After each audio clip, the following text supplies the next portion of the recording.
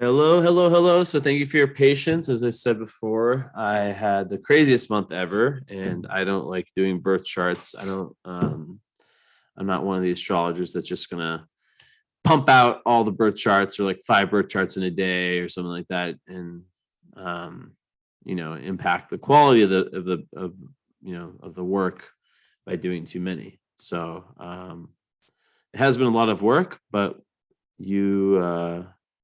you've waited, and here is your reading. So let's go ahead and I just literally I'm so thankful I started doing this reading, and it froze, but I was only like a minute in. So, and like I've never had my computer freeze like that. So thank God that happened when I was a minute in instead of 40 minutes or 50 minutes in. So, anyways, let's go ahead and share the screen. Hopefully it works this time. Okay. Here we are. And sorry, my computer has been very, very laggy lately. So just bear with me. Okay, so let's remove all these. So here's your chart. And I'm gonna go back and forth between like present mode and I think I'll show my face most of the time. So you're not like staring at it, because I don't think on Zoom, I don't think it shows my face. I think it just shows whatever if I'm presenting, or I don't think there's like a little box. But anyways, so your natal chart, Paige P. Not gonna ever say the last name of anyone, and I want to actually quadruple check the birth time. I literally, like, when I say quadruple check, I mean it, just because I've had things happen, and there's nothing worse than having to redo a reading.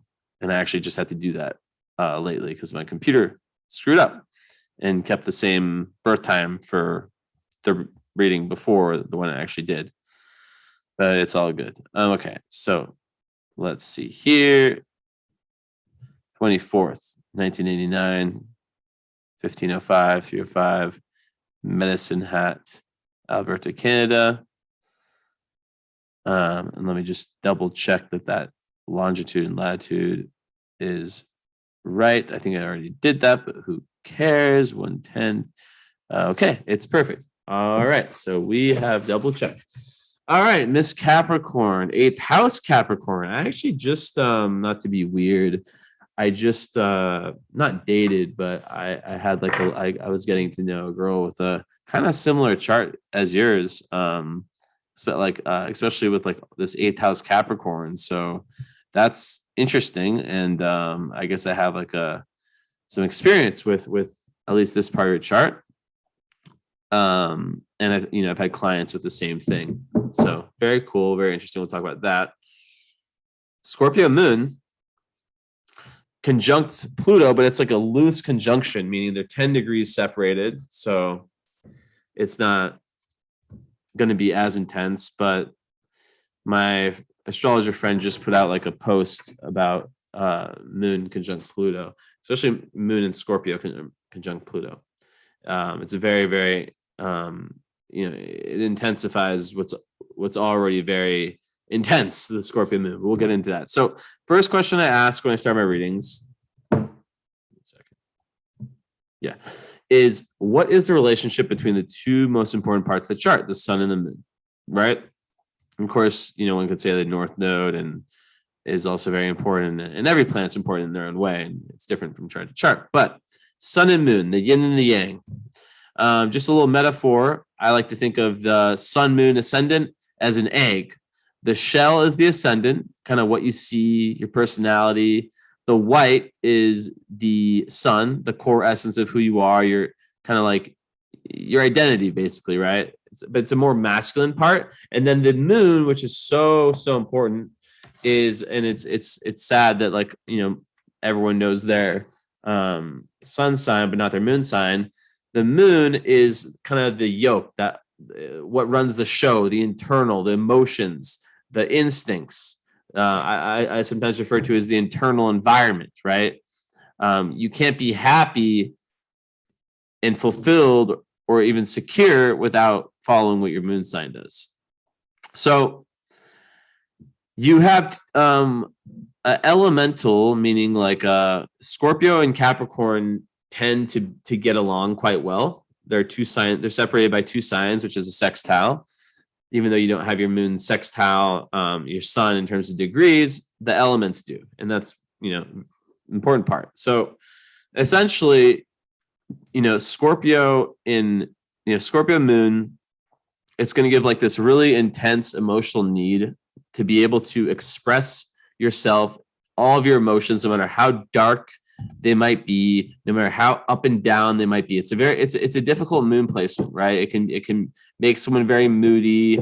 It can make someone very, very emotional, and also very, very emotionally powerful. There's like in astrology, there's no such thing as a good or a bad thing. I just want to let you know that, or placement. There's difficult and easy placements, but sometimes the people that have the really easy placements become very complacent, while the people who have the difficult placements work really hard, and it's actually a karmic impetus towards growth, right? So the more advanced souls, the more the souls that have been around incarnating, or who are really trying to in this lifetime move forward karmically, they'll typically choose, or a lot of times they'll choose to deal with a lot of karma, which will be shown in the chart and as difficult parts of the chart. So, okay, Scorpio Moon people, what can you say? And I'm gonna flip back to my face right now. So, and is the lighting good? Let's just double check. Yeah, it's good. Okay, cool. No, let's minimize this. Okay, so Scorpio Moon. So Moon ruled by Mars. It's a difficult placement. It's said to be in fall when it's in Scorpio, because Scorpio, it's ruled by Mars. So when your moon's ruled by Mars, it can make you rather like spiky, emotionally spiky, lots of ups and downs, as I said before. And there's this element of emotional intensity that some people, that can make it difficult for relationships, because some people just can't handle it, right?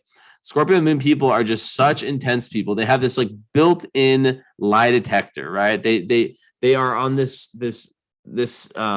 search. They're like the ultimate no bullshit people, right? So when they're looking for friends or relationship partners, it's really important for them to have people that they can be completely themselves around, like that they can cry around, that they can go like there's no fake in this placement, right? It's very, very like, this is like real, this is me, accept me, right?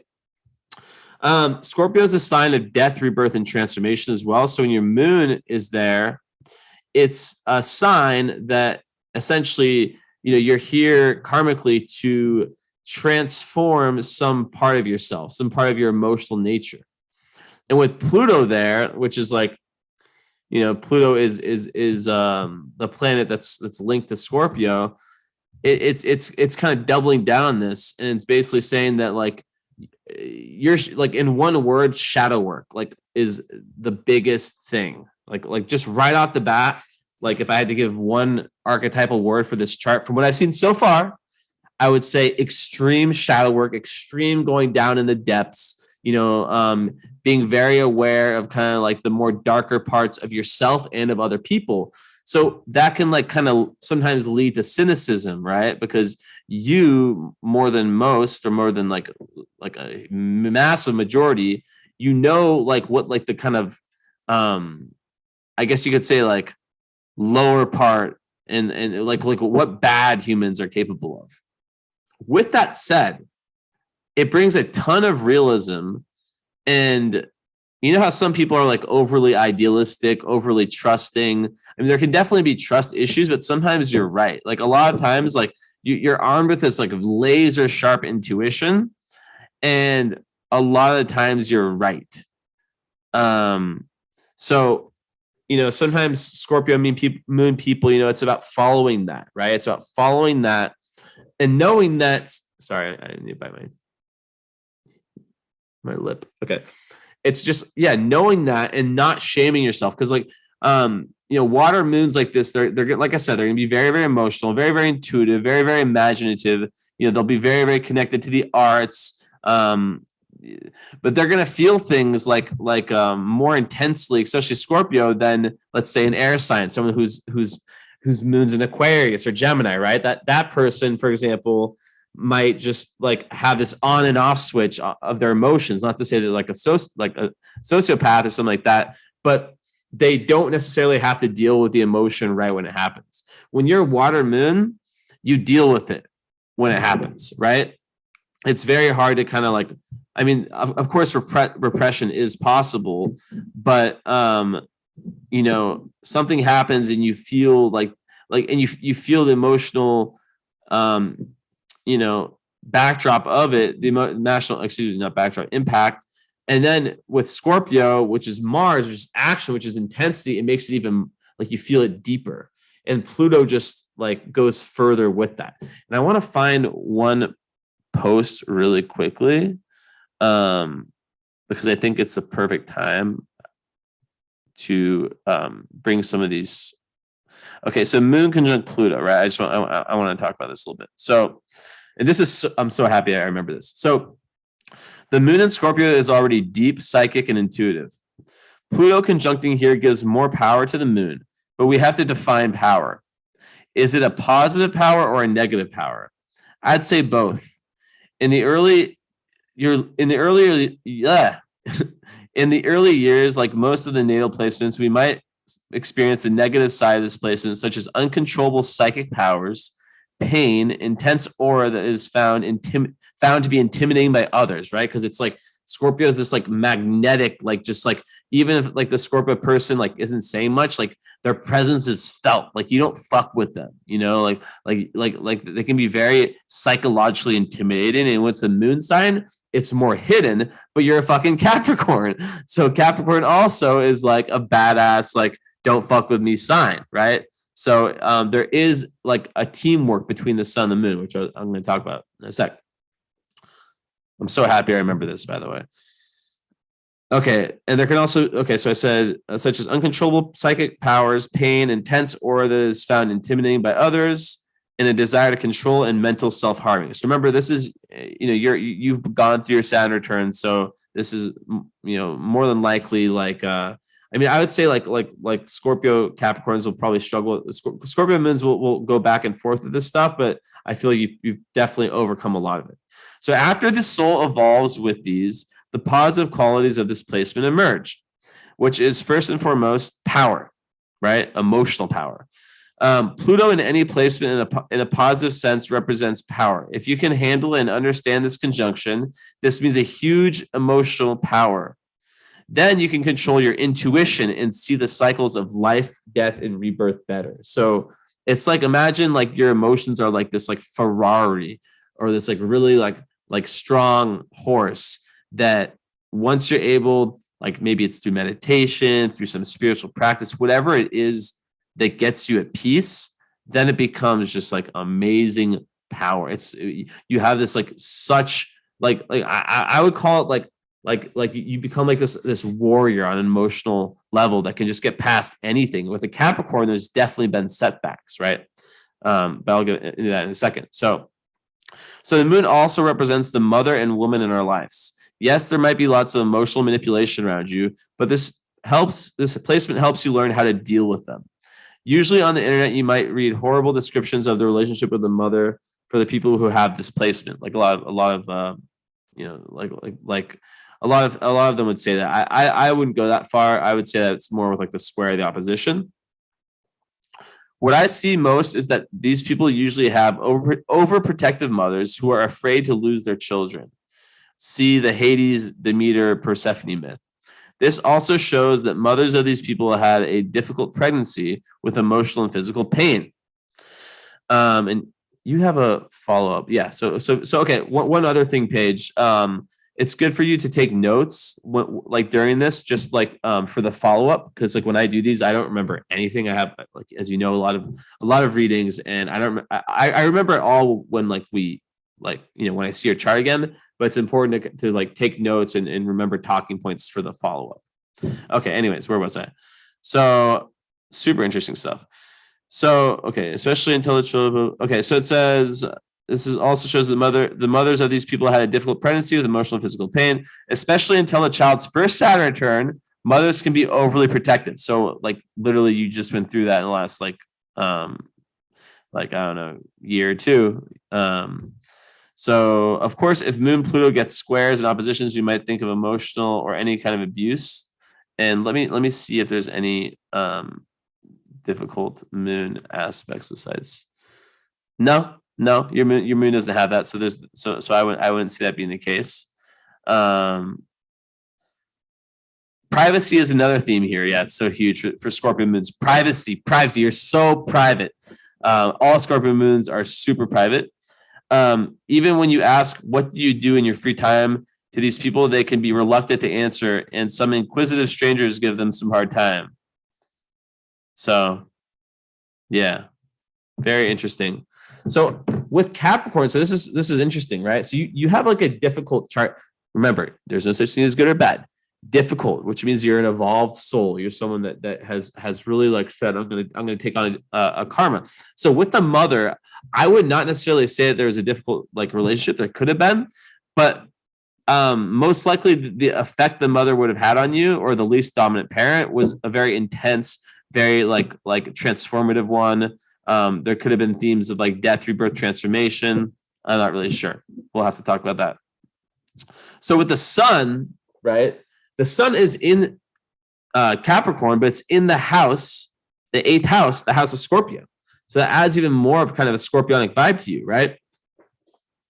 And Capricorn suns, I don't really like to talk about sun signs. Come on, we know what it is. You know about Capricorn. You know it's ruled by Saturn. You know, like Capricorns like tend to like have to grow up. You know, they're the wise ones. They're the hard workers. They're the ones that build the empires. They're very responsible. They want success.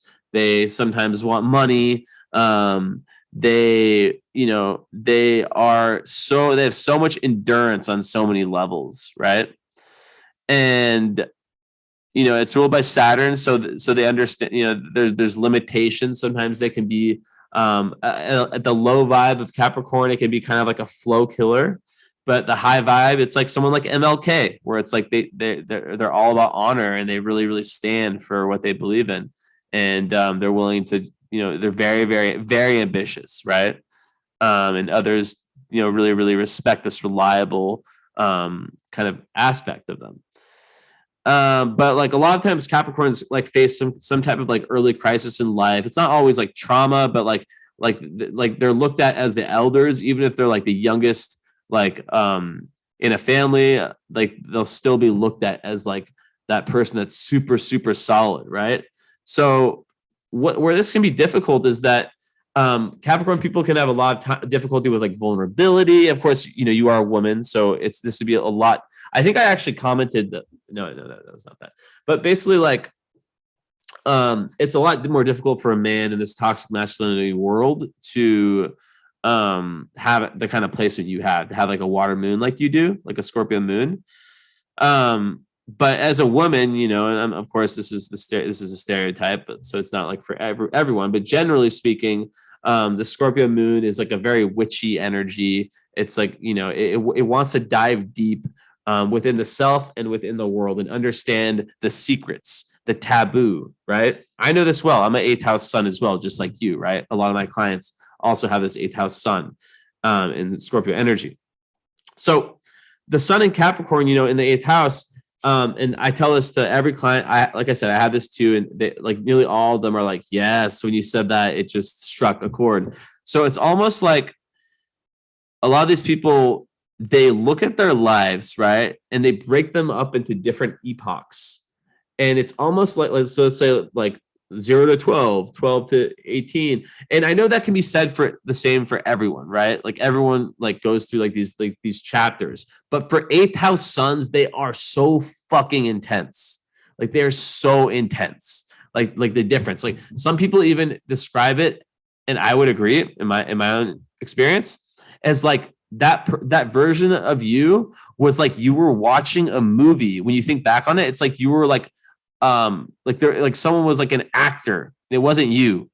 Like you still feel that it was you. Obviously, it was fucking you, but it's like you have changed, and there's been such a dramatic transformation since then that it doesn't even feel like the same human, and it's super intense and super trippy to think about, right? And that's because your life, you're not one of these people that's just meant to go through life like, oh, same. No, your life is about change. And, so how does your ascendant, right, in Gemini deal with this? Well, Gemini ascendant works perfectly with that because that's all about change, right? It is, let's see here. So hold on one second. So yeah, basically, it is quincunxing both your sun and your moon, but at the same time, I can find the middle ground, right? And I guess I'll share the screen again. I'll go back and forth. So, we see here, Gemini rising people. Okay, this is a really great thing about Gemini rising. Gemini rising, and I never look at photos of my clients, but when you emailed me, I did see your photo. You're very, very beautiful. And you look a lot younger than your age, right? And that is so common. Like my ex-girlfriend, actually, like my last few girlfriends have had Gemini ascendant. And what I've noticed about it and even clients and whatever is that it keeps you looking young for so you just stay young, like how you look, your appearance, right? Because the ascendant rules the appearance, but also the personality stays youthful and fun and exuberant, full of life, social butterfly. Let's go do this. So even though you have very serious placements, like two of the most serious, if not the two most serious signs are Capricorn and Scorpio, right? They're super serious. Then you have this fun, loving exterior. So it actually really lightens up the mood for you. And it makes your chart ruled by Mercury, which is also in Capricorn, which makes your Mercury, which is the mind and communication, very, very important in your chart. So these three working together, I think that this helps you a lot being a Gemini rising, because if you had your rising in like a way more introverted sign, it would be difficult for you to go about finding these experiences that lead to these deep transformations. But Gemini rising, they can be bored quite easily. They can be a little bit fidgety. A lot of Gemini rising people, they have to have to do something with their hands, whether it's like piano, guitar, video games, because Gemini rules the hands. That's one thing that I've noticed about them. And it's a masculine rising sign. So, it speaks, I would say that you are most likely a very assertive person, or at least an assertive person. I don't see any. I would definitely think you're more masculine in the sense of the astrological aspects of you, active, you're probably quite confident. I mean, we have to see. There might be some aspects that kind of push that away, but that's my imagination. My image so far is someone who's confident, who's quite sure of themselves, who who really is going in a certain direction, and nothing can really stop them when they put their mind to something. Especially Scorpio Moon is a fixed moon, so it's fixed means able to kind of continue over the long run. And that's also what Capricorn is. Even though Capricorn is not fixed, Capricorn's is literally the sign. I always give the metaphor of when you look at a skyscraper being built, it's that foundational part. That's Capricorn, which takes the longest, right? But it's the most important. Capricorns want to build super solid foundations to every area of their life thing, and they're not willing to mess around. Whether it's in love, whether it's in business, whether it's in whatever it may be, it's very much so about honor, very much so about dignity, and doing things that they don't want to waste their time. So they expect the same in other people. One thing about Capricorn too, though, I must say, is that, especially, and this really depends on the relationship with the, with the parents in their early childhood, they can be just like Virgo, super, super hard on themselves. They can have expectations that are through the roof, like impossible to get to. That whole perfectionism thing in psychology, which, by the way, I have 2 masters in psychology, and I do astrological counseling sessions. If you're ever interested in that, I always try to throw that in there because not that many people know that I do this. Anyways, continuing. So with all of this, right? I want to kind of backtrack a little bit. Like Capricorn, it's the elder one, right? So it's the one that grows up early. Like maybe like sometimes they're forced into situations like in their home life where they have to let's say they had to be the adult at like a very young age. But what it does is that by the time they actually become adults, they've been there for a long time. They're mature, they're wise, right? They know what they want, as I said before. So that and they're so perseverant and hardworking. That's like something I really respect out of Capricorn people, is that they're people that like for example, like I know I can work at least if I let's say I have a business, right? Let's just give a metaphor. Or let's say, whatever. Yeah, I have a business and I'm looking to hire someone. There's 2 people that are equally qualified. One's a Capricorn, one's whatever the fuck. I'm going to most likely hire the Capricorn because I just know that, they're going to follow through and that they're going to have that same thing in mind. And I know about your Capricorn sun sign, so I don't really need to say much more. But with this combination, one thing you have to watch out for is being overly serious and overly gloom. There can definitely be potential for depression. Obviously every human has that, but with Capricorn is known for being kind of melancholic. And then Scorpio Moon makes things so up and down. So another thing I want to say is you should follow the lunar cycle, the monthly lunar cycle, and write in your calendar when the moon is in Scorpio. And if you want me to help you with that, just remind me in the follow-up. But that is going to be that's going to be a 2.5 day. I actually have that too. Like I have to literally write down every time when the moon's in Scorpio, because that is a time every month that I'm not gonna say it's always just horrible, but it's really difficult emotionally and energetically, and feels sometimes too much to handle. So it really helps to kind of know when the moon's in that, because at least in my case, and some of my clients and friends, at least you're not going crazy. At least that it's only lasting, it's in Scorpio. Okay, fine, makes sense. Okay, so aside from that, so this is the thing with this placement that's very interesting, is that you have Uranus conjunct your sun.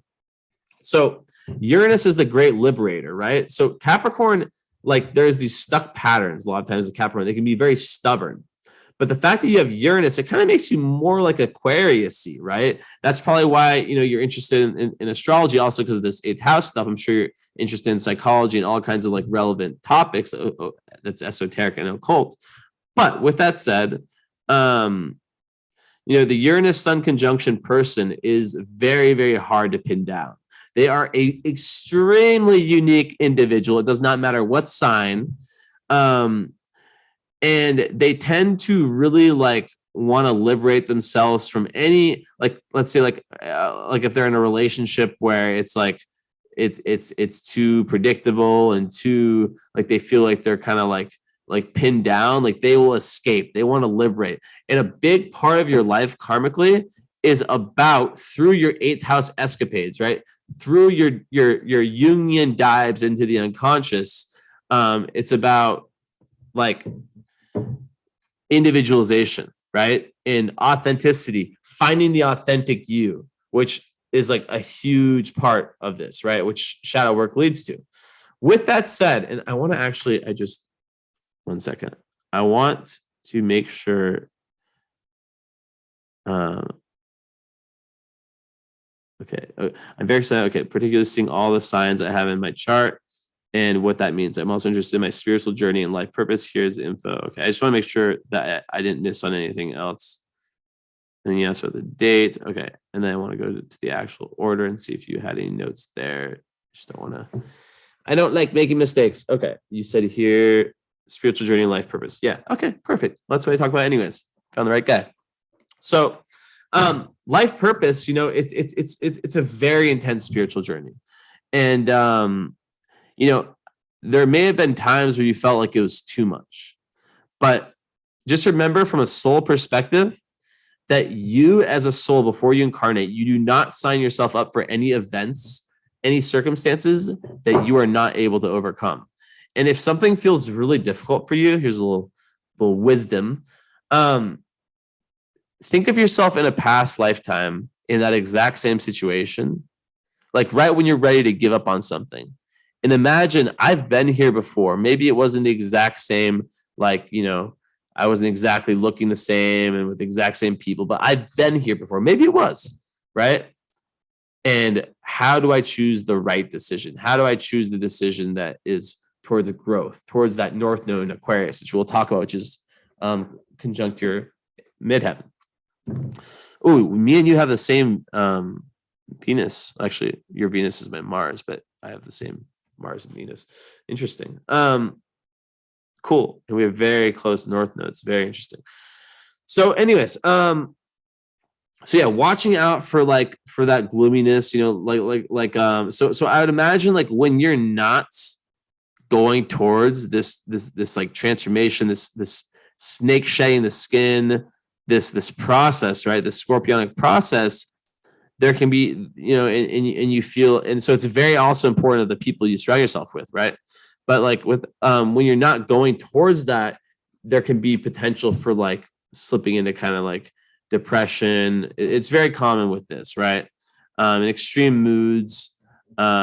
So grounding practices are super, super important. But you are a Capricorn, which is really going to help with that already. 1 second, I have some tea. So, but I love the Gemini rising here because even though it's quincunxing the two, it's still giving you a sense of like, and I also love this Uranus conjunct the sun, because these are the parts of your chart that are pushing away some of that like stuckness, potential stuckness, right? But it creates kind of a split. Psychology is split, right? Where there's almost these two parts of you, right? There's the Scorpio Capricorn part that, can be quite fixed, kind of like stubborn, prone to potentially, like I said, like prone to like mental, sadness and melancholy, and kind of being in some ways your own worst enemy at times, potentially, although that's usually 12th house territory. But yeah, very studious also. I want to like give more traits to this. Like when you put your mind to something, you like it's game over, right? It's like, phew. Especially when it comes to like researching things you're interested in. And then also, you have this Gemini side, which once again, I was telling you about how like it's ruled by Mercury. So Mercury is like the rules like youth. So it keeps you looking young, which is awesome, right? I saw the photo. I was like, she looks like she's like, 25. And I was like, oh, she's born a year. Actually, you're only born 3 months before me. But anyways, yeah. So very interesting stuff. Oh yeah, as I was saying, so like the Gemini part, that keeps the youthfulness, that keeps the kind of the social butterflyness, all that stuff I mentioned before. But then the Uranus conjunct the sun, that's like I'm here, like that's like rebellious humanitarian energy. Like I want to make a difference to the world. And that, even though you're a Capricorn, so this is what's really interesting about your chart. Check this out. So Capricorn is conformist. It's a conformist sign, but you have Uranus on your Capricorn sun, which makes Uranus is the nonconformist. It's the eccentric. It's the different one, the water bearer, the one person that chose the different road, the road less traveled, right? So it's very interesting. I really want, like, in the follow-up, want to learn about that kind of like how these two parts are like kind of define this potential split, how that shows up. Okay, I'll go back to my face. Okay, good. So yeah, sun in the 8th house, like I talked about that enough. So then, with the moon in the 6th house, that will make someone be very like there's going to be a big emotional attachment to like the routine. It's also like a big like there could be like a big emotional attachment to being of service, which I definitely see as a big part of your chart with your north node, which rules your highest destiny, the mountain. I always go like this: the mountain not climbed in past lives, right? Being an Aquarius, just like mine, you're really here to help and to be of service to humanity in some type of way, in your own way, right? The vibe I'm getting from your chart is that you've had to do a shit ton of fucking personal work. And you're probably still doing it. But that whether you're a psychologist, whatever you are, like professionally, there's a direct impact or direct like effect between the work you've done and what that is. Like this is the natural chart of a psychologist, this or some type of healer, right? Someone who, potentially like, but there's also this like midheaven in Aquarius, which is very eccentric, right? Like in the sense, not eccentric, that's the wrong word, nonconformist, and not wanting to just do the traditional whatever careers. So perhaps, and I didn't see your Instagram page. I don't look at any of that, so I have no idea. Like even if you have an Instagram page, I just saw your email. But basically, like, typically like that kind of placement, and it's in the 9th house, the midheaven, and also close to Venus. You're really gonna like the career is a huge thing for you, and it's really a lot of it's based on like through your own individuality, right? Through like a great metaphor for that is like art therapy, right? Art therapy. I'm not saying that's what you're doing. I'm saying that's a great metaphor for like your own individuality, authenticity. It's like in art therapy, or like just any kind of artistic, like where you're just letting yourself go completely. You get to know yourself better on like an unconscious abstract level. So with your career, I expect there to be like when you've done that deep search within, I would assume that the career choice would be linked to that. And I in Aquarius, that's a sign of humanity. That's the sign of humanitarianism, the sign of groups working together, like-minded people. So it's very, very interesting. But you have Venus on your midheaven, which is going to give you like not luck. Luck is Jupiter, but kind of luck. Like just like lots of like positive energy is going to come for you when you're moving towards that midheaven in Aquarius, right? And you're going to want to be like very ingenious and original in whatever your chosen profession is. And it's typically going to be quite unconventional. And, you may even change careers and maybe even have like two, because it's in an air sign, right? Like where you have like the hobby and then the thing that pays the bills, because you are such a capable, like strong fucking Capricorn, So yeah. And it's interesting. I wonder how art and creativity plays out for you. I'm just curious about that part. Because you do have, Libra ruling the 5th house with Venus, on an angle. I'm just curious how that is. But if you are an artist or someone that engages in art, I would imagine that the type of art is very kind of like futuristic, unconventional, all that stuff. I want to see one thing. 1 second.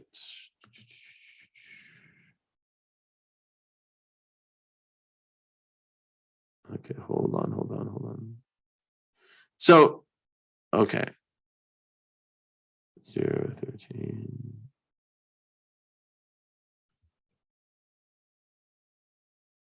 Okay.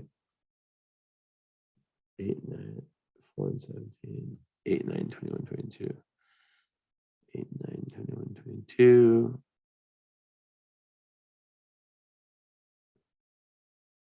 Okay, not that.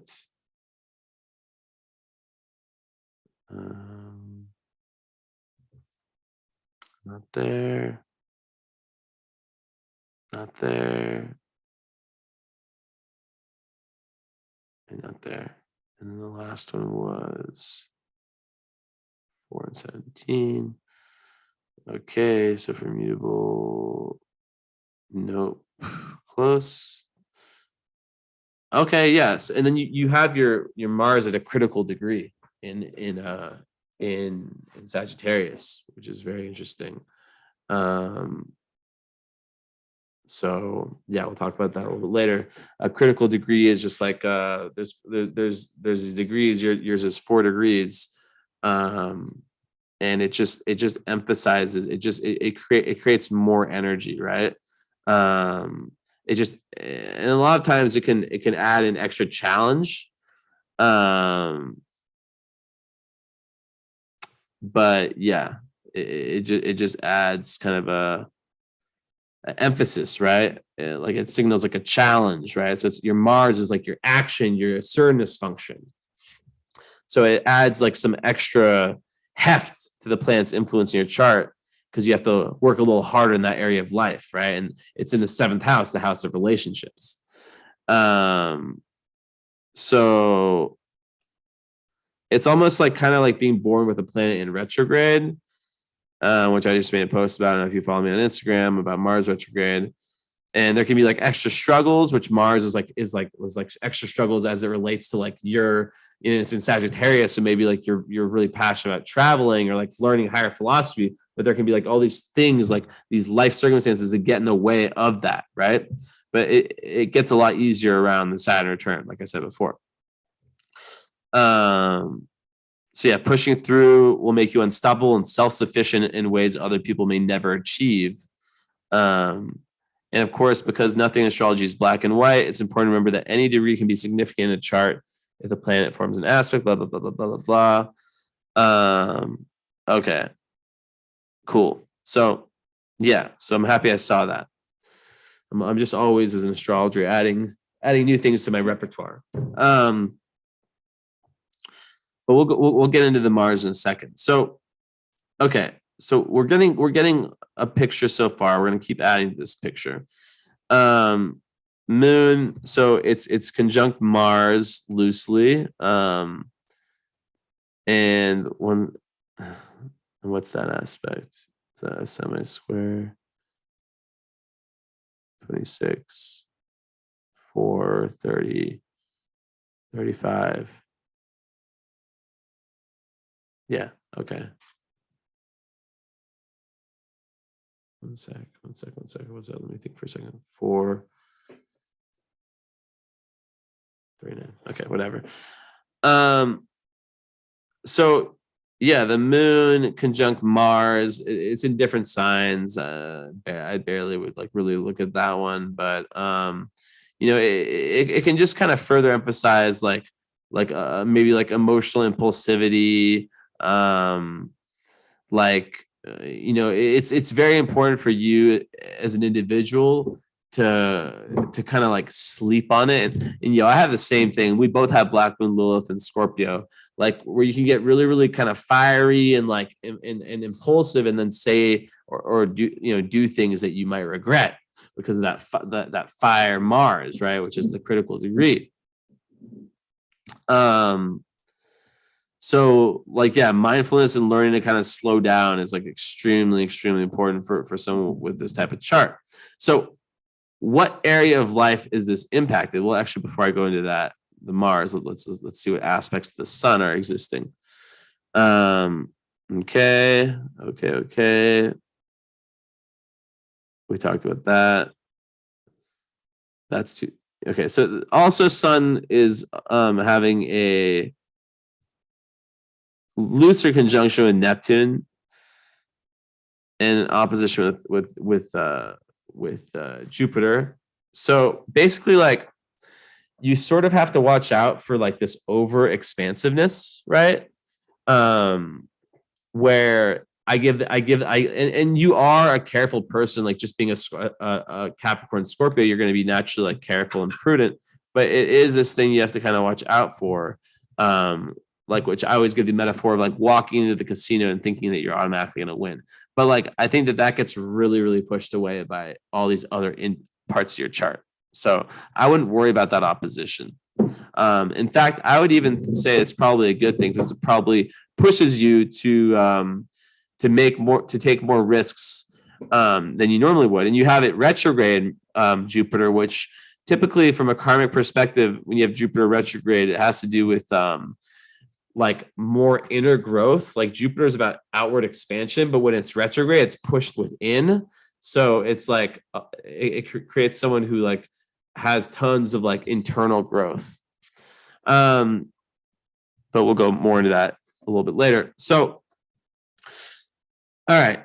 So then the fact that the sun is conjunct Neptune also, of course, it hits Uranus first. That is adding like this very compassionate, almost psychic, like spiritual side to your nature. Like Uranus in the years me and you were born, Uranus and Neptune were together. So imagine that they're like right here and you're about to be and this is the sun going around the zodiac. Let's say they barely move these two together, right? And this is the sun, this is the sun, this is the sun. This is, I'm not doing it right. Let's say these two barely move. This is the sun, and then you're born right here, right? When they're like right here, right? So it's like, there's a reason for that. And that means that you are not an average Capricorn, which is so interesting because I get a lot of Capricorn clients. And I did this poll. This was like 2 years ago or something like that. And I counted how many of my Capricorn clients are just Capricorn where there's no Neptune or Uranus influence. And I think 80% of my Capricorn clients had what you have, which is like the conjunction of Neptune / Uranus. And it's because those are these transcendental archetypes, right? Uranus, Neptune, right? They're outer planets. They really make one very, very, very different than the normal Capricorn. So I wouldn't even really think of yourself. I mean, yeah, you can think of yourself as a Capricorn, whatever, but you're definitely, I don't like to say like you're an alien, but you're different. You're not seeing reality in the same way that the average person does, right? You have a very nonconformist streak to you. Even though you do really want to like have that honor and have that success, it has to be your own version of it. It has to be your own 8th house version, which sometimes it can be a bit hidden, right? 8th house people, and I can definitely relate to this. Sometimes they can feel really misunderstood, like they're doing like lots of like really great things, and some people notice them, but then like the rest of the world, like it's almost like hidden. Like there can be like lots of hidden talents, right? Let me pull up one thing.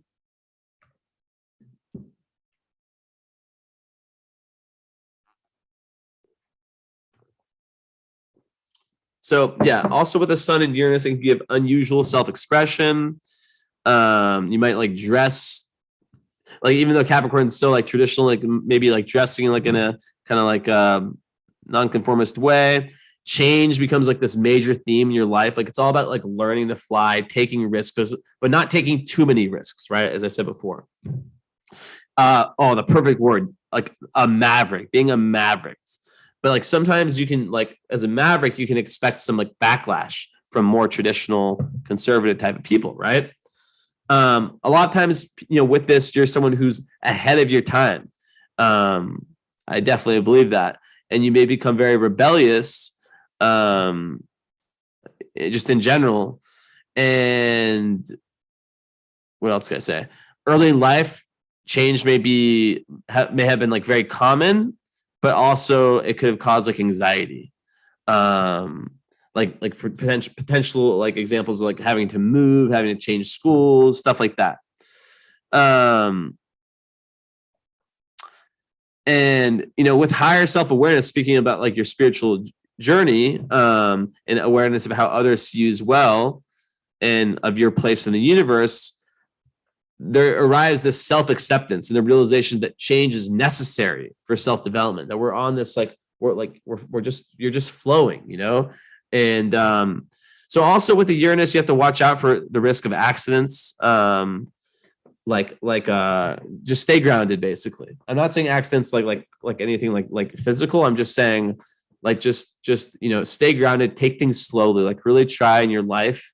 This is my opinion of your chart, to really take a grounded approach. Gratitude. Oh man, I'm so happy I thought of that. That is like, and I know nothing about you, by the way. So like, I don't know what you do. I give charts the same way to a 2-year-old, 10-year-old, 15, 20, 30, 40. I don't care. But basically, like with someone like your chart, it's very important, to look at what you have and to be grateful and to like practice that. Also, the book Nonviolent Communication could be very, very important for someone with a chart like yours, because it can be difficult to communicate a lot of the Scorpio Moon emotions, right? That up and down, which, like I said, in a partner, you're really going to require someone who is, and you might be married or already or whatever, but someone who's very, very, very, very patient, who represents, it doesn't really matter about their sign, but who represents your rock, right? Your rock, the person that you can rely on, they're consistent. And I'll look more into the love stuff in a second. So yeah, like with that, it's like also about like being comfortable with your uniqueness, and yeah, just you can be like a visionary, a trend center, right? And also meditation, like with Uranus on your sun, you could be actually psychic and see the future. So you can get like tons of downloads through your meditations and your dreams. So that is so important to like, to have that. And health problems may come on suddenly. You can get like muscle spasms for unknown reasons, but like usually they go as quickly as they came, because Uranus doesn't really last. So with the sun and Neptune, which is not as important, not as close. That one, like I said, it's about extreme compassion. Like sometimes feeling things too much, right? Like feeling other people's energy too much. And it's really important to like be able to like spend time alone, like super sensitive. You are an extremely sensitive person, right? So like, it's like I said, so important like to keep that vibration high, and make sure that you're really, really looking at like how your environment and the people around you are affecting your ability to like I made a video about this the other day on my Instagram, where it's like, how are the people that you're with, the environments you're in, blah, blah, blah, blah, blah, whatever, how is that helping you connect or disconnect from your higher chakras? How is, like, for example, let's say like you're watching like CNN or something, or like some news like that. It's keeping you in your root chakra. The world's going to end. Like, or there's a certain relationship that's keeping you like down there. How is it helping you connect to your higher chakras?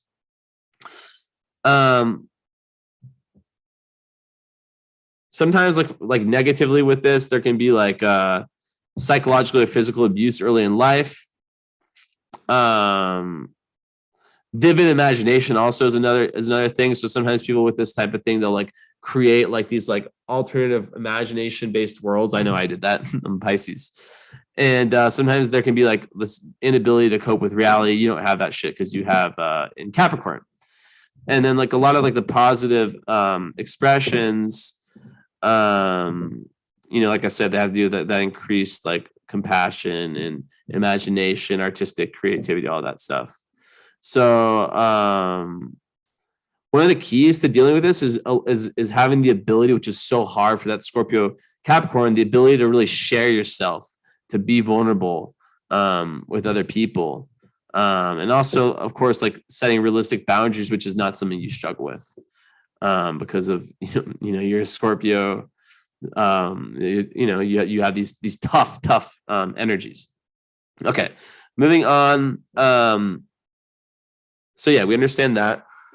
Mercury being, the mind and communication, ruling your chart in the eighth house. Also, it's going to push a lot of your mind and your communication into matters of the eighth house, into the matters of life, of studies of life after death, of the occult, the esoteric, of psychology, of the secrets of life. I can go on and on and on about what the eighth house represents, right?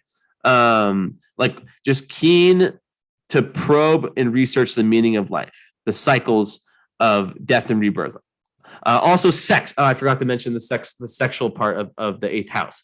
It's very, very it's a very sexual, and also in terms of love, it's like soulmate love. So it's really, really intense when it comes to love, right? And anything like any subject that delves beneath the superficial, right? But then with the fact that it's in Capricorn makes you a very careful and wise thinker. Most Capricorn, Mercury's don't really believe in astrology, right?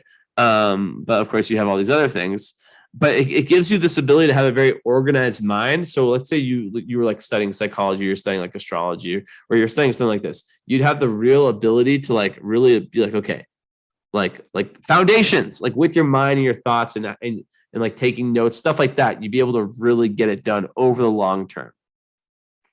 Some people with this placement, they place too much importance on traditional knowledge, and they're not willing to take enough risks. But you're not like that at all. I really like your chart, by the way. I really do. I just bought this bottle today. It's kind of cool, huh? Yes. Okay. Anyways, so aspects to your Mercury. So it is conjunct Saturn. So 8 degrees away. That could definitely have to do with like early shyness. I think that you probably opened up a lot after your Saturn return, like with your voice and your mind. Saturn. Are you still seeing me? Yeah. Saturn, Mercury. It definitely can kind of inhibit. But it's not necessarily a bad thing. It can also make you super, super organized in terms of your thoughts, in terms of like your communications and whatever you do that's cognitive. Like I really do think it's so fucking good for intelligence. You know why? Because Saturn represents memory. Mercury represents like the kind of fluid intelligence. So it's really, really, really, really good to have these two together in that sense. Let's see what else we got going on here. Oh, why is it showing me these weird aspects? Mercury 22.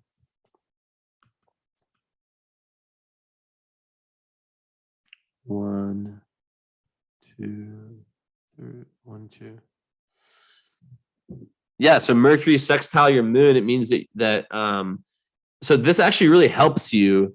Like when you take the risks of vulnerability, it helps you kind of get out what's inside. Like you do have that ability, even though it's typically very difficult with this type of placement. Mercury sextile moon, typically in a vacuum, which obviously, as you can see, astrology is not in a vacuum. It gives someone the ability to communicate their emotions in a way that's understood by other people, which is super valuable in your situation. Let me find one little note about this one, see if I forgot anything.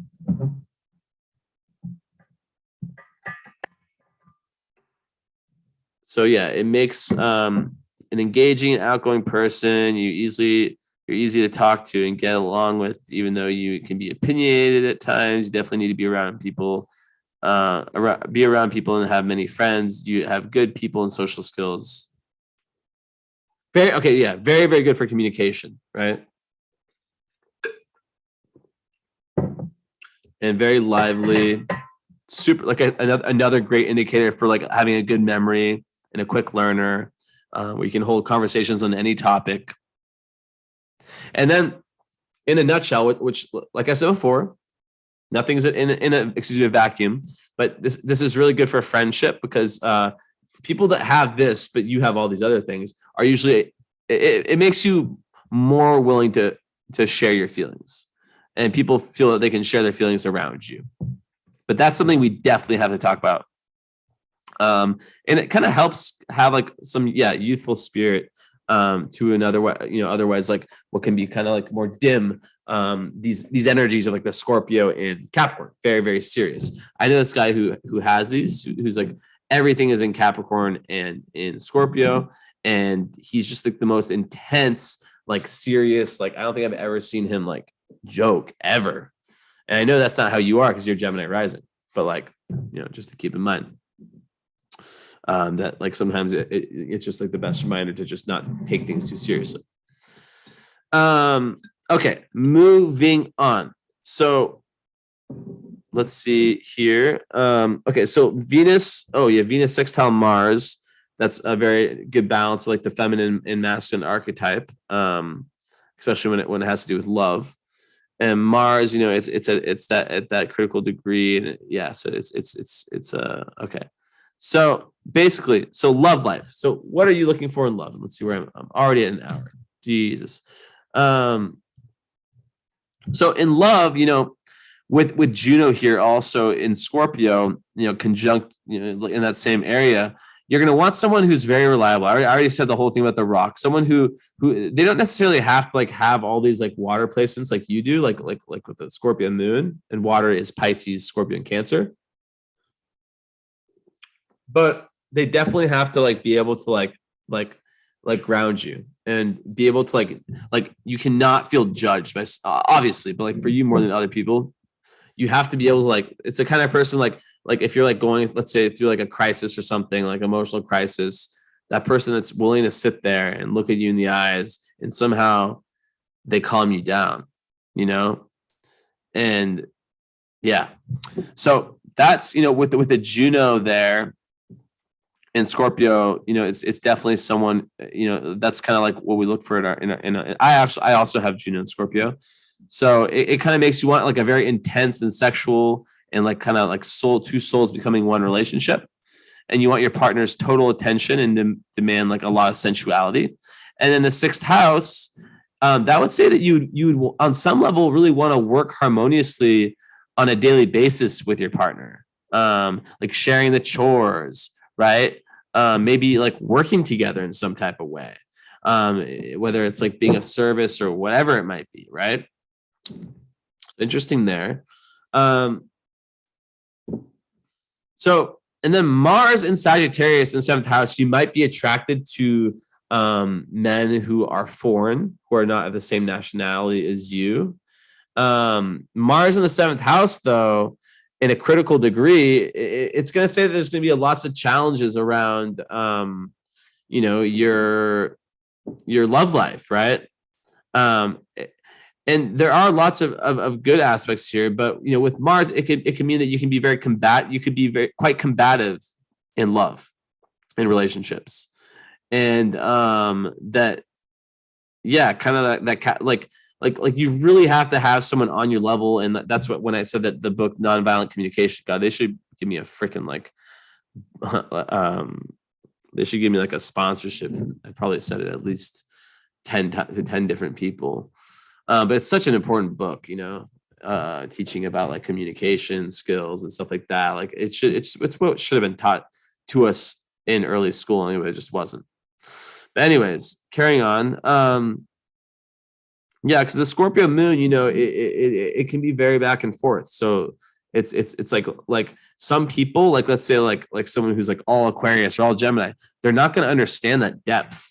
And they might be like, it's all in your head, which like people like me and you hate to hear when they're like, it's all in your head. It's all in your head. Oh, shut the fuck up. So, with the Mars there, like in Sagittarius, you'll be very, very attracted to traveling too. You'll be very attracted to higher philosophy, to finding that higher truth. That's going to be something you're very geared towards. And in a partner, you actually might really, really be attracted to someone who is willing to go towards that with you, right? Who's also on a similar search for truth, ultimate truth, unconventional truth, not just mainstream, whatever truth, right? I imagine you being like a truther, whatever you want to take that as, right? Someone who doesn't take everything at face value, who wants to go beneath the surface and really test things out. Maybe like a researcher of sorts. So, Sagittarius ruling your 7th house is actually beneficial because it makes Jupiter rule your 2nd house, which, by the way, your Jupiter in the 2nd house, that's a financial guardian angel. I've had many clients with Jupiter in the 2nd house, although you do have Chiron there too, and they've told me, that they I had one client not too long ago who had Jupiter in the 2nd house, and she goes in our follow-up, she's like, yeah, you were totally right about that. Like, I lost one job and then I didn't even worry about it. And then like 1 week later, 2 weeks later, whatever, I got another one that was better in every way, higher paying, like better, like way better just in every way, not just the pay. So you can gain lots of joy through possessions, and your self-esteem can really expand through increasing money and possessions. But the key, so it's like a very good karmic thing for that. The key is to not put too much of that, of like your self-esteem on external. It's about finding that balance of external and internal. And the really great thing about it, Jupiter in the 2nd house, is that it is typically a very, very good placement for self-esteem and confidence. So I just want to put that out there. But with going back to your Mercury, I forgot this one thing. I'm curious to know, like, were you a shy kid? Because you do have lots of like really like masculine energy in your chart, but like then there's like this energy with a Scorpio moon, which can be so intense that like maybe like there was some like early events where like you maybe lashed out in some type of way. It's conjunct Mars, and then it kind of like made you like doubt yourself in some type of way. I don't know, but then it's a conjunction. It's in Capricorn, so it makes me think that like it's probably more of the positive energy of that, which is like the really, really strong intelligence, memory mixed with like the fluid thinking. And then also, with, I guess it's far enough away. So but yeah, the fact that Jupiter rules your 7th house, it's going to give you luck in terms of like your partnerships, whether it's relationship partners or business partners, even enemies. It's ruled by that. So yeah, you can really expand through your relationships. And like it'll make you a very enthusiastic and fun-loving partner. And you'll really like to have like adventurous, like see your relationships as very adventurous. And you'll need lots of personal freedom in relationships, which just goes back to your Sun conjunct Uranus, which is such a huge part of your chart. You'll need lots of space, and you might be kind of unconventional in your way. Like, okay, self-disclosure or whatever, fine. I'm a weirdo. I have like a lot of Aquarius energies. I'm not actually weird, but like, and you also have your Venus where I do. So, okay, like one thing I have, and my other really good friend who has a similar thing as me has this too, is that I don't like sleeping. I don't like sleeping. Like if I have a girlfriend, I don't like sharing a bedroom. I like having my own bedroom. I like having my own space. Like every girl I've ever dated knows, like, give Jesse space, and like I come to you, or like, we spend time together, but like I like having my own space. And with the Aquarius Venus, which I was going to talk about next, that's exactly the case. Aquarius Venus people, they love to have their own space. They love to have freedom. Because they fear on some level, like their biggest fear in a relationship is that they will lose their individuality within it. So when we combine all of these forces, right? And also I want to just make sure something I didn't think about. You have fire. I just want to make sure you have every element. Earth, obviously, fire, air, and where's the water? Water, Scorpio. So yeah, you have every element. Good job. So I don't have to give you this speech of, if you're missing water, this is what happens. But yeah, so with the Venus, which is on your north node, which I have that too. Cool. Actually, no, it's 11 degrees away. It's close enough. The point is that there's gonna be a very positive karma. I definitely, for some reason, see you having romantically with like people from different cultures. It's not necessarily the truth. It could just be someone with like a different, like that helps you like move towards different philosophies, or that you travel with that's from the same culture. But the fact that Mars is in Sagittarius and that Venus is in the 9th house, I would think that you'd be, interested about in your relationships, learning about different cultures and about truth. With this said, Venus conjunct the midheaven could indicate a career in the arts. My good friend Andrea, she has this, and she is a painter. That's what she does for a living. And I know several others that are similar. But you're going to have lots of, like, as it relates to relationships, lots of like luck when it comes to meeting, and like all your relationships are going to be super karmic and super intense. It's how it is. They're meant to really transform you. So moving on, with the Venus in the ninth house, in Aquarius, Venus and Aquarius, like they're the kind of people that enjoy odd and unconventional relationships. Like age doesn't matter. They don't give a shit about, like, even if you're a Capricorn, they don't, like, the Venus and Aquarius part, like, it values the weird, not the weird in a bad way, but the it's like, for example, like, I'm obsessed with electronic music. That's Aquarius, right? Venus is like art. Aquarius is like technology, right? So maybe there's like a love for technology in terms of relationships, just like very odd, unconventional ones. But they need, in your relationships, you need to have the ability to express your freedom and individuality. Like I said before, the biggest fear is losing yourself. Like codependency is the biggest fear, right? But like when it comes back to relationships, I imagine that there's like some tough lessons learned around, like, kind of like maybe potential outbursts. We'll have to talk about that. That's typically what this Mars placement means, especially when it's conjunct the moon. Because like when you have a Scorpio moon, like I said before, it's like it takes time to get to understand it, to get to learn how to ride the Lamborghini / horse. Once you do, it's a superpower. But maybe, like, in early relationships, especially if it's like ones where you're like, kind of like not on the same page, not a good fit,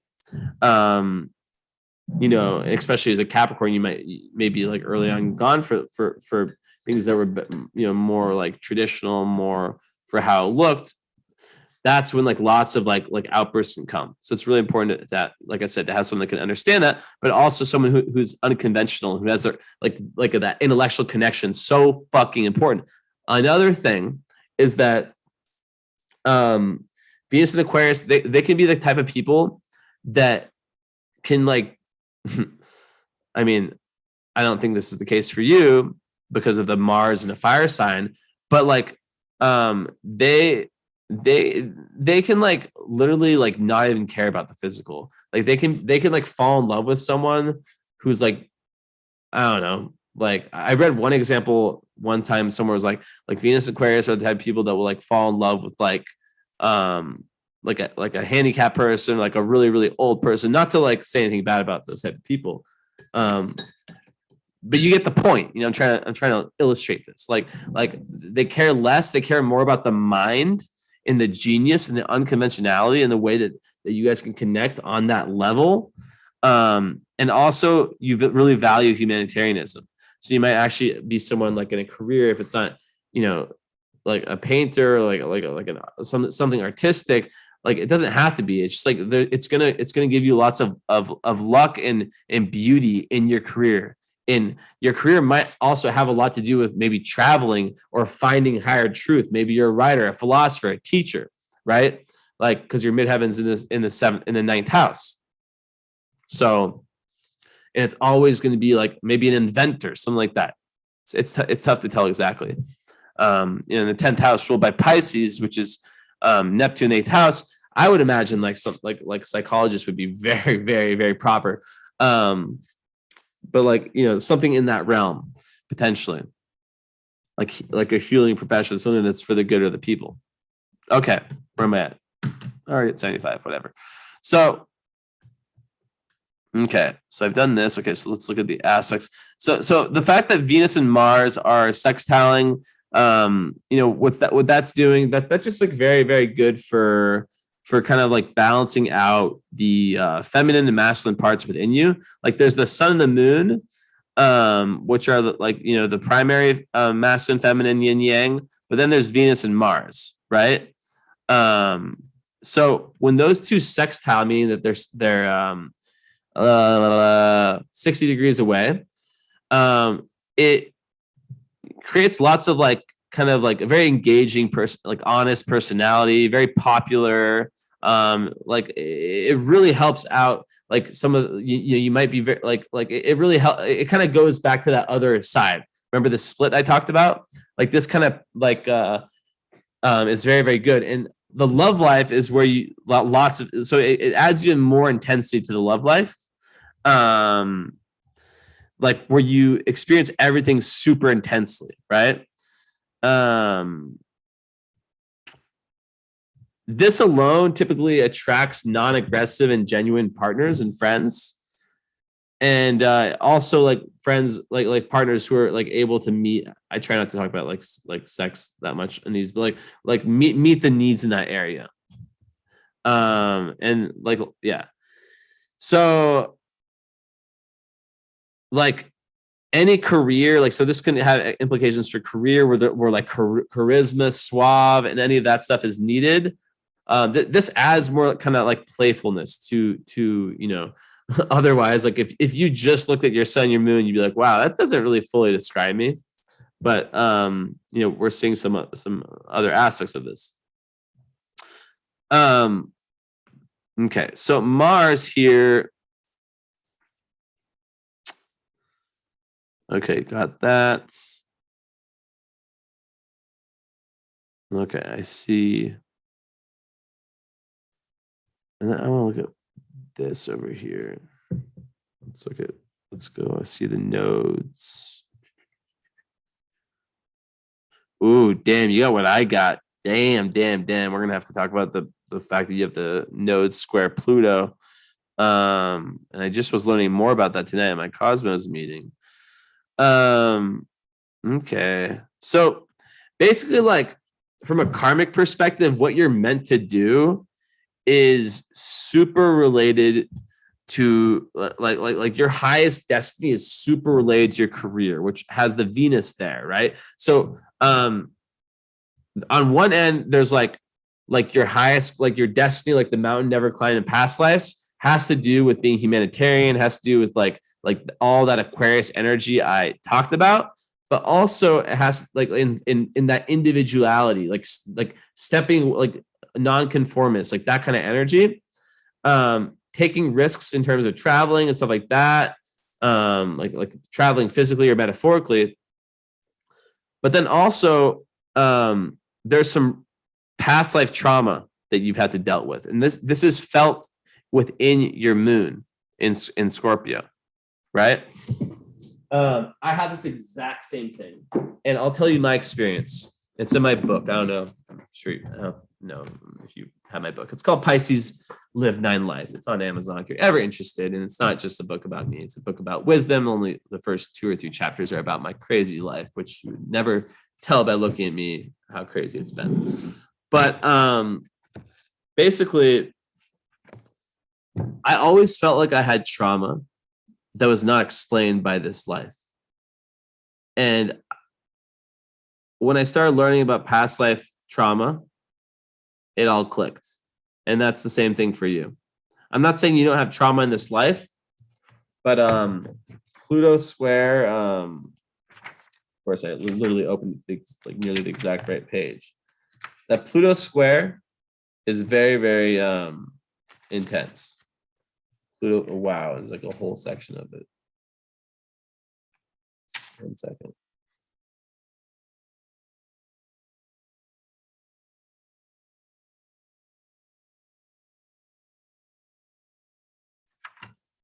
So a skip step or a square to the south node or the north node is known as a skip step.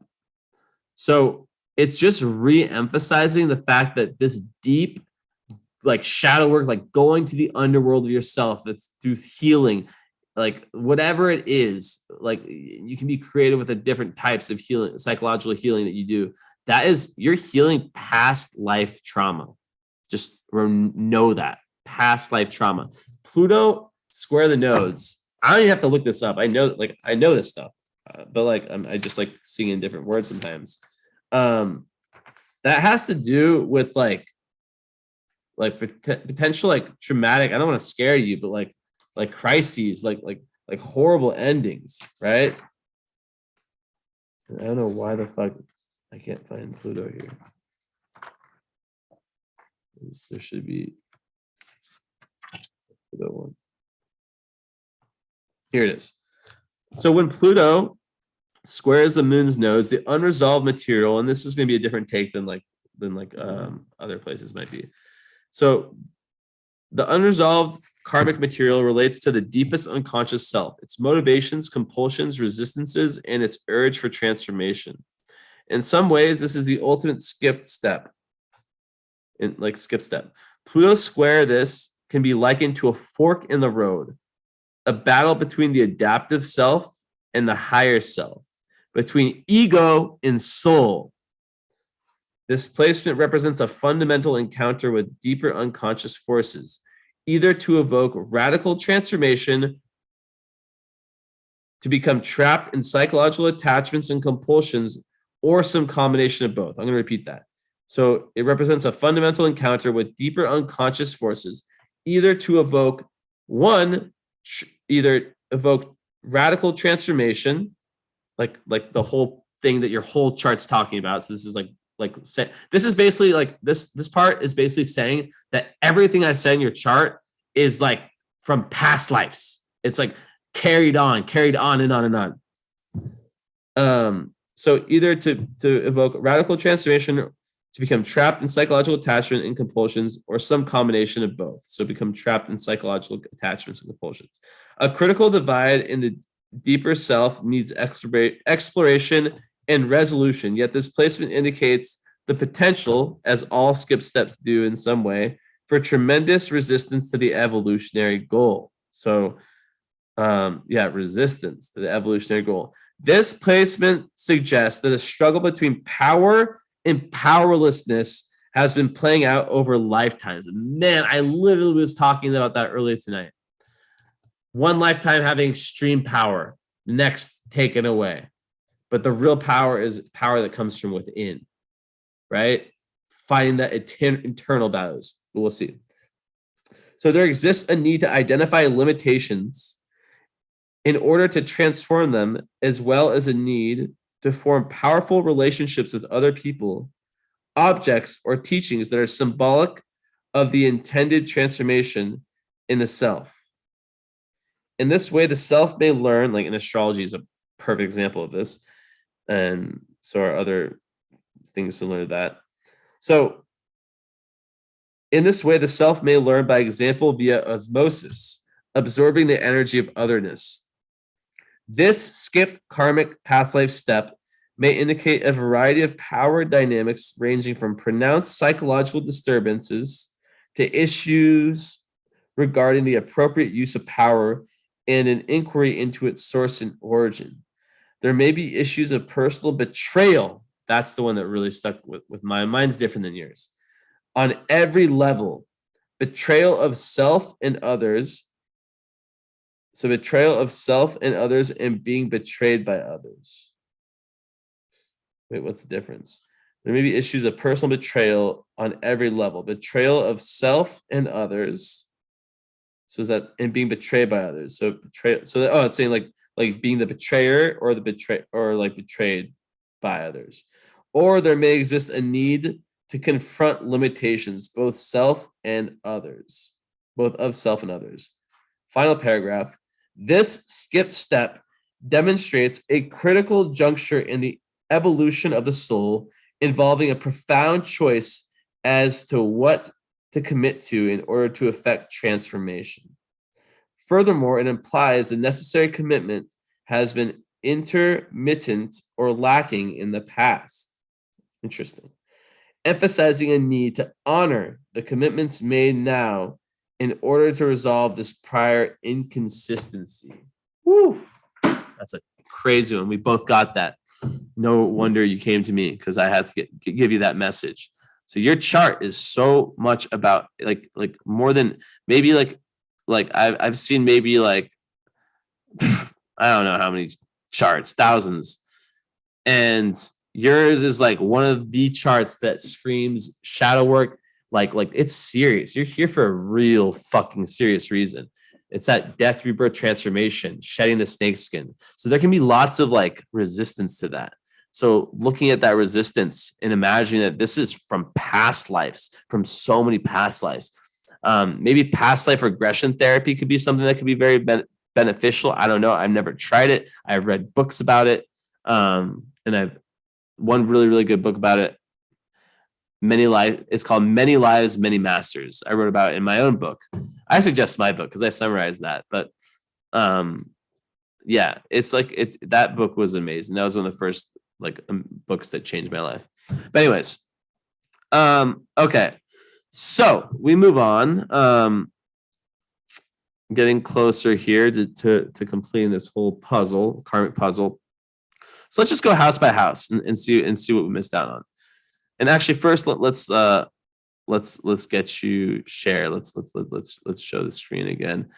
And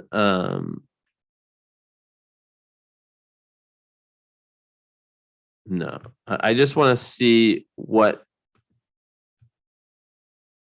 asteroids you might, or fixed stars, excuse me, we might have on points. Don't worry that you're not going to understand this part. Okay.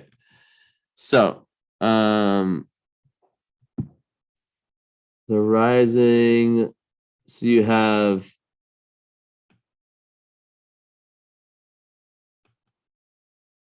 Rigel rising. That's a beautiful place. We'll talk. I'll talk about all these after. I just want to find what they are. And then is that Pandora? I don't even know about Pandora, to be honest. If I'm being really, really honest. And okay, and then Venus, nothing, and then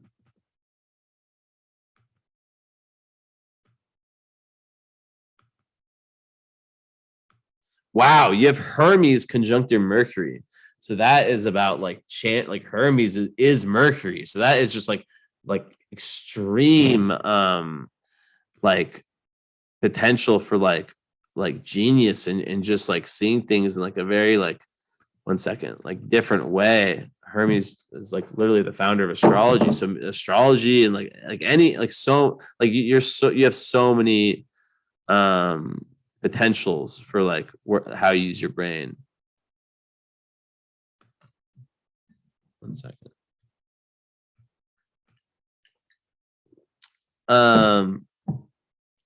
So then the fact, was it Vega? It was Vega, right? Rigel, not Vega. And then was there anything with any other planets? Mars, no. Okay. So basically just like, yeah, so Rigel is 1 second. Let me find this. So Rigel, so these are fixed stars, right? So it's important to know if they conjunct. So Rigel influences the fate. It can talk about quick rise in life is promised on account of a strong inherent willpower, love of action, and lucky hand in enterprise. This is a really good one. This is one of the wealth stars. Yes, that's what I was trying to remember. And it can bring you big material attainments. So I've already seen wealth in your chart with your second house Jupiter, and the 8th house Sun typically is very good for inheritance. So very good, and it's karmic. So yeah. And then I want to see if I can find anything on Pandora.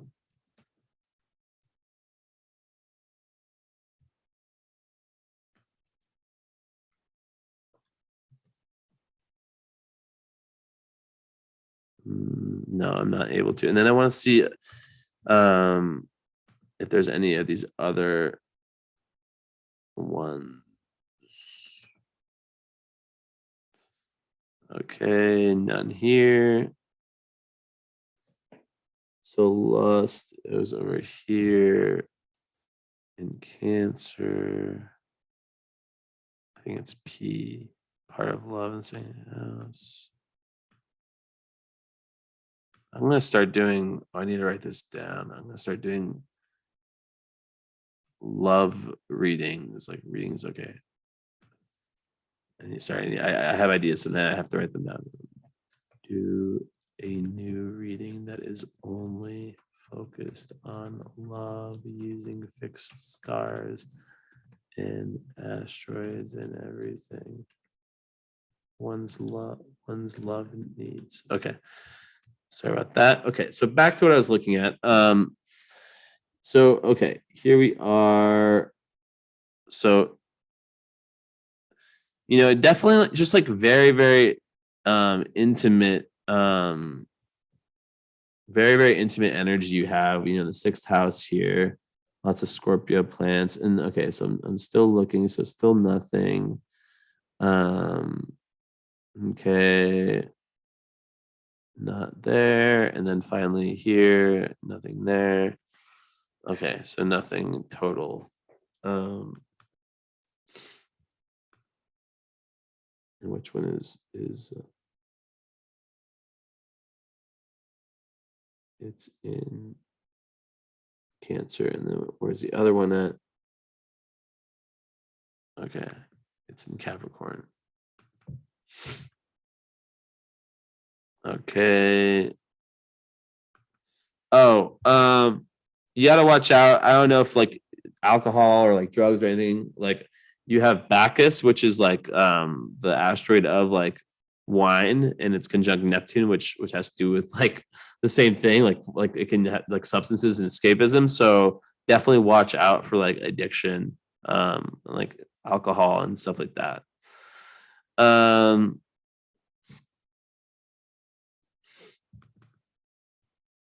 Where the hell is it? Nope. Here it is. Yeah. So lust and Cancer. Where'd it go? Okay. Well, I guess I don't see too many. I'm just always making sure that there's not like any like big fixed stars that are making like really important aspects, going above and beyond for you. And what's this one?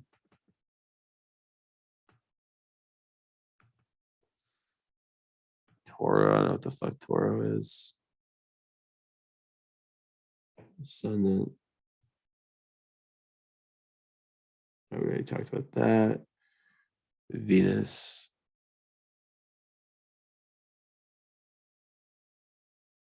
Mars. What's this one? Okay. Yeah, Minerva. It's close. Okay, it's far enough away. So, anyways,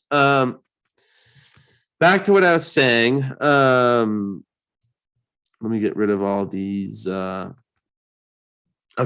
so yeah, so with the Gemini, first house, you talked about that. Life met with curiosity, communication. It's your ascendant, all that. Already covered it. Cancer, second house. You'll like to accumulate and hold on to your money, possessions to feel secure. And you value yourself as a caretaker to other people. And with Jupiter there, it's great. But then there's Chiron there in the second house. So it's like, even though you have Jupiter, which is like the money maker in the second house, like it's like the ultimate of like of rich. But Chiron and Cancer, that can make you feel really unsure and insecure within your own family. There can be like some difficult, painful relationships in your own family, maybe with the father, not necessarily though, but you'll intuitively know how to care for your family members and loved ones. Like if you have a family of your own. In the second house, so this is kind of interesting because this can talk about suffering pain through financial loss or fear of it, right? And where the early emotional wounds may have led to poor self-esteem and maybe searching for self-worth too much within the external. So the big lesson is like to find that within, which is like what your whole fucking chart is about, is finding it within through the shadow work. And then like I believe that your chart is the kind of chart that you have so much, like a lot of your work, of your karma, of your life purpose is like very internal. It's not to say that money doesn't matter and that you don't have to like go be like a career person or something. But like I strongly believe that if you're helping people, which your North Node, right? You're like helping people, helping humanity, but then also more importantly, like doing the work, that inner work, which is connected to your helping people, that money probably will just follow, you know, like your needs will be taken care of just based on what I'm seeing. So Leo third house, that's a great storyteller. Those people, they really like are enthusiastic communicators. They can take great pride in their siblings too. And your South Node's in Leo. So, you know, you can have past life memories of being kind of like the king, queen, princess. I have that shit too. Not shit. It's awesome. Well, it's actually difficult. But anyways, because the one thing with South Node and Leo is that there can sometimes be like this entitlement that comes where you feel like you automatically deserve fame or this or that, right? But really, like it's a quest towards, you know, service to humankind, and you can experience a karmic struggle between your own personal needs and a sense of dedication to others, and basically, like you need to lay aside your personal need for honor and prestige and use your talents to serve the world. And then in the third house, it's all about like developing your higher mind karmically, letting go of past life tendencies to be narrow-minded and learn to really broaden your perspectives, which is, you know, traveling physically and metaphorically, you know, really helps that. Fourth house ruled by Virgo. And 1 second, actually, let me see one thing.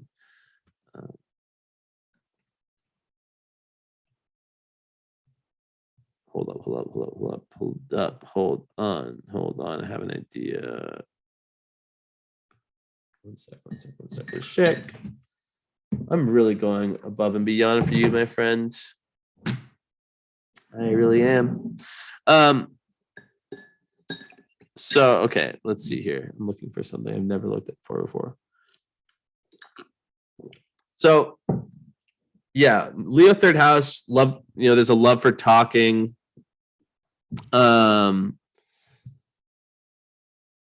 Basically, like, yeah, Gemini risings have Leo in the third house, and they feel alive when they are talking about things they're passionate about. And then, you know, having Aquarius, and then we'll go over that after. So Virgo in the fourth house, you know, they can, you know, you can seem like completely different people in different surroundings, especially with the Pisces MC.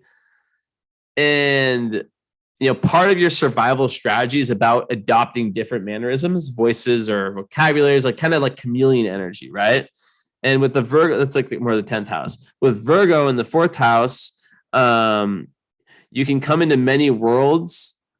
Like you can come into many worlds that you must inhabit, and there can be like this, like I'm reading this here, right? I found these notes about it. So with Virgo in the fourth house, Gemini risings come into the many worlds that they inhabit from a foundation of critique.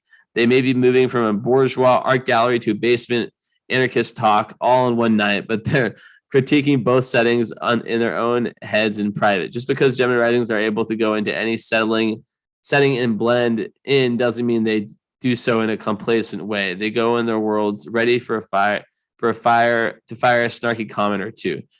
They also notice and reframe the subtle ways in which banal reality asserts itself. They know the hidden assumptions are not didactic, but mundane, and they know that power asserts itself in mundane ways. They notice all the things that most people don't notice, and they are always ready to argue back. Okay, well, I'm not gonna. That's so yeah. My take of Virgo fourth house is just like, also like really liking home to be reliable and like a tidy place. Sometimes family members might describe you as fussy, but and you can maybe be critical of your family.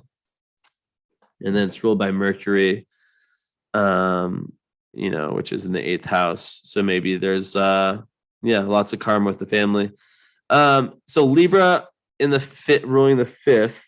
That's like a very, very creative. You like, to play, you like to create. You can have creative talents in arts and music and really like to kind of have fun with what you do, right? And love, can really be expressed through mediation, right? And because the Venus is in like the fairness, and the Venus is in the 9th house in Aquarius, it creates a nice, beautiful flow between those two, airflow, where you really, it's about connection of the mind between that like stability, that fairness, right? I said it twice, but it's worth it. Or I meant to say it twice because it really means like something there. So they feel love when someone is willing to take a moment to reside in their perspective, even when engaging in their perspective triggers emotions of shame and judgment, right? So a lot of Gemini risings are taught to be mediators of the different groups of people who they can be with. Love that feels like a relief comes when someone allows them to put away their mediator hat by doing the work of understanding them, which I said so many times with the Scorpio Moon. This understanding work necessitates the putting away of egos. A lot of times imagined. Okay, and then for the 11th house, we'll say that after. So then Scorpio in the 6th house, like you can get completely pulled into whatever it is that you're doing in that moment. There can be like you can just be a workaholic where you're just like get obsessed with the amount, you can do so much work in a fraction of the time that someone else might do it, which speaks to your intelligence. I saw in other parts of your chart. Even if it's like having to stay up for like 2 nights in a row to do it, it's just like this firepower. Interesting stuff. However, Gemini risings do not spend most of their time working on things they don't need to. They work in such an intense way when they do. They spend most of their time just relaxing and pondering the state of things. But that's not you because you have all that other energy. There are people who need to spend a lot of time doing nothing. With Taurus in 12th house, Gemini risings can only reflect on the state of things when they're comfy in their homes. So I'll repeat. With Taurus in the 12th, Gemini risings can only reflect on the state of things when they're comfy in their homes. They're much too stimulated to do otherwise. And they tend to work in spurts also. They don't work in a way that is managed and controlled over a long period of time. They're here to do short projects or do long-term projects that use their energy in abbreviated ways. Interesting. So yeah, another thing about Gemini rising is like having a great smile, sweet, charming, persuasive. Totally true. And then, Sag in the 7th house, this is a rising that talks back and condemns everything that you have ever bought into while smiling in a way that makes you feel like you want to be on their side. Gemini risings are people who have the ability to insult you to your face without you being aware of it. So true. But Gemini risings are not arguing just for the sake of arguing, or rather learning not to argue for the sake of arguing is something that every Gemini rising learns to grow through. But Gemini risings are not arguing just for the sake of arguing, or rather learning not to argue for the sake of arguing is something that every Gemini rising learns to grow through. Sag on the descendant can mean that Gemini risings argue as a survival mechanism rather than a response to the actual situation in front of them. They may have been taught that being wrong about something makes you unworthy. They are political people who speak their truth. What they have to learn is that speaking their truth does not mean being right in every argument. That this totally goes with your Mars there too, or that speaking the truth has to happen in confrontation. So another thing with the Mars there is to watch out for being overly dogmatic. Like, you have to understand my point. You have to understand my point. So they're here to learn that truth grows in consensus and cooperation just as much as it does in debates and arguments. They're here to learn to prioritize differences they want to resolve over the conflicts. They retrigger old fears and anger that aren't useful to their situation. So going back here, Black Moon Lilith, I didn't speak about in the vertex in the sixth house. Vertex in the sixth house is basically saying in Scorpio that like your doorway to higher awareness is through, it's literally saying the same thing. It's like through those really intense, profound shadow work experiences and like getting to the darkness. And it's literally what I've already said.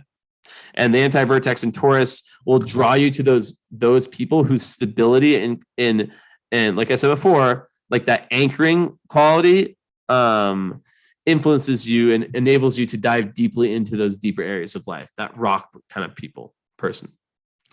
Black Moon Lilith in Scorpio. I have this too. Basically, it's like when you're at your worst, this isn't a planet. When you're at your worst, your lowest vibe, that Scorpio energy can come out. That low Scorpio energy of like kind of like it can be manipulative, it can be vindictive, stuff of that nature. The low Scorpio, you know what low Scorpio is, like power hungry, stuff like that. And psychological warfare, that kind of stuff. So you have to like watch out for that. And like almost like pushing for drama. Okay, moving on. So we talked about all of these. Saturn in the 8th house. There may be like this one can kind of like be difficult for intimacy, but you have so many other things with Scorpio that pushes that away. And it gives you this ability to really probe deep into the meaning of life and do it in a very organized manner. So that's really, really good. 8th house Neptune, amazing. That's just like feeling at one with others and the ability to transcend daily life through metaphysical pursuits. It's a beautiful placement to have that there. I've already kind of talked about it.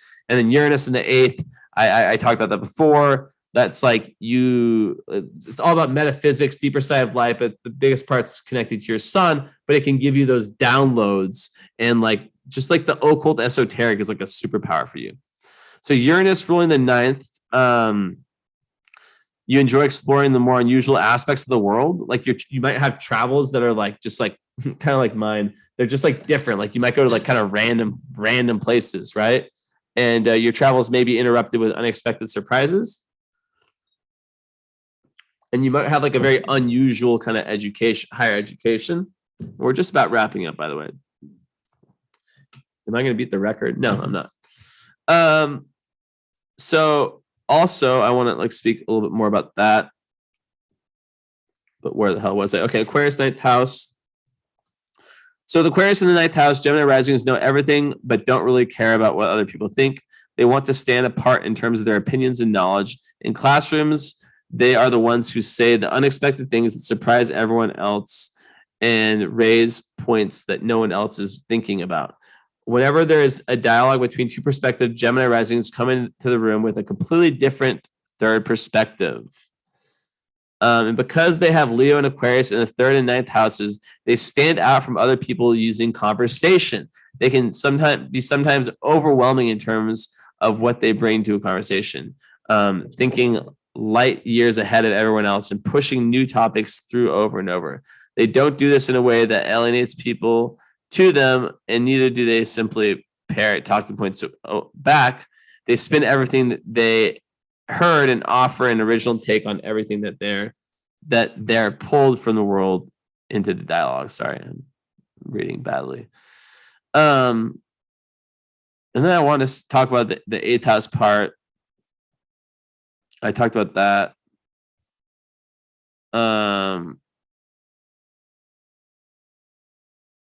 No, this part. So yeah, the Capricorn 8th house. So Capricorn is a sign in which malefics either exalt or rule. Capricorn shows us something that's a little challenging. The 8th house is what we share with other people. Gemini rising is a sign that takes intimacy very seriously. It's true. This is what, especially as a Scorpio moon, this is why Gemini risings find the sharing of their time, their bodies, and their ideas so difficult. Gemini is about sharing, and Gemini risings feel the duty to share, but they want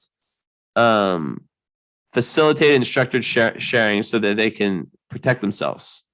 They value their Gemini rising's values are something that is quite changeable. They're dependent upon the relations that Gemini risings live under. This means that their values and principles are things that slowly get built over time. It also means that it's something that fluctuates a lot in reaction to the responses of others. They change their minds a lot because they want to exercise responsibility to the world.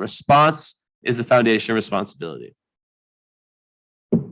So then I already talked about like Pisces ruling the 10th house, how you'll really want to serve humanity through your career. You might make some type of sacrifice through your profession. There may be like some type of like even suffering through the profession. Don't think that too badly. You're a Capricorn, come on. And chase fantasy ideas about your life direction. And you may feel overwhelmed by career decisions, like there's too much.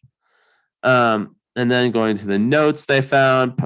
So with I already kind of talked about this with I talked about how like the chameleon energy of like being able to like shape shift in different environments.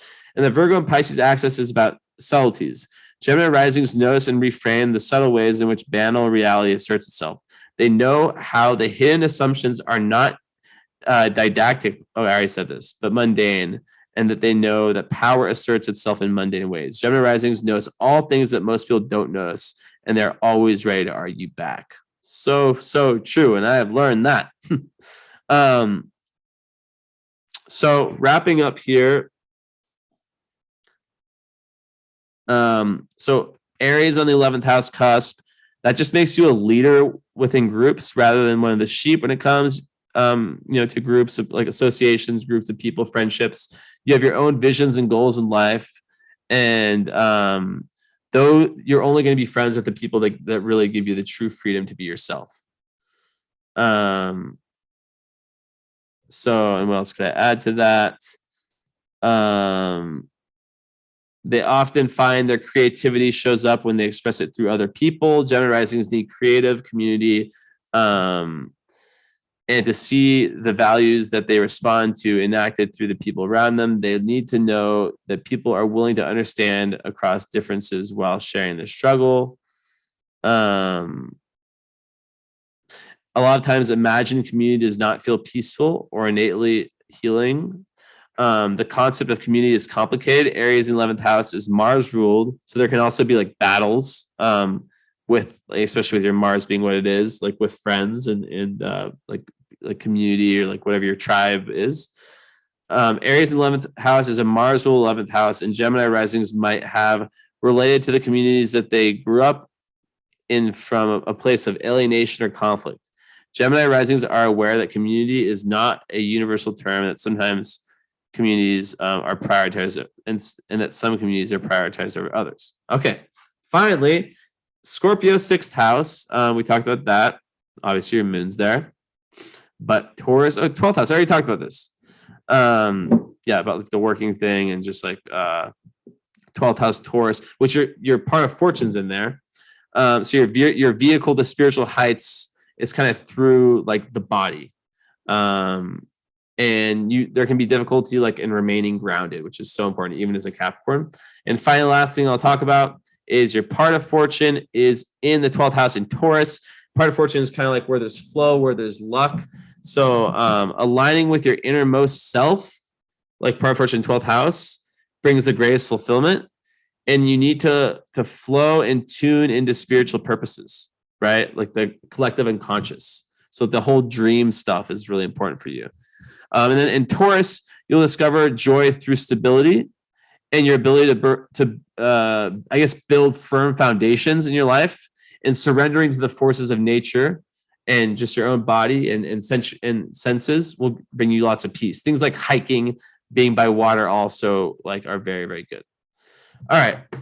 Nearly 2 hours.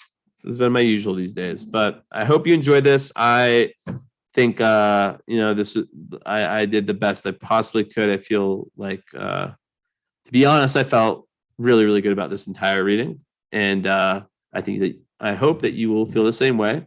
I hope that it was worth the wait. Just so you know, I've had astrologers take 6 months on readings before who are less busy than me. I'm kind of been a workaholic lately. If you would have signed up like 2 weeks earlier, you were like the second from last person of this like just onslaught of people that got readings from me, right? So I think you're and I even, between me and you, I moved you up one spot just to be nice. I knew you were really wanting to get it. So here it is. I'm gonna end this here, and Yeah. Let me know about the follow-up. Definitely take notes and talk soon. All right. Ciao, ciao, ciao, ciao, ciao. Pause recording. No. Yeah. Stop.